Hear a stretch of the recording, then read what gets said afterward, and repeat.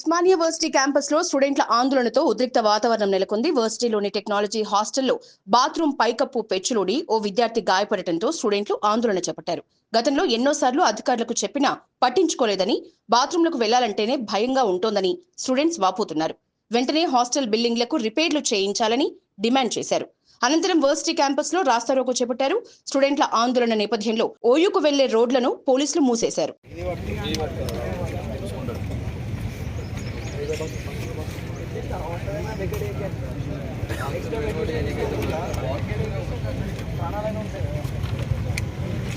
ఎందుకురా వాళ్ళ ప్రాణాలకు మన ప్రాణాలతో వాళ్ళ సంబంధం మన ప్రాణాలతో ఆలోచించలేదు. కొత్త అవసరం లేదు కాబట్టి ఇవ్వట్లేరు.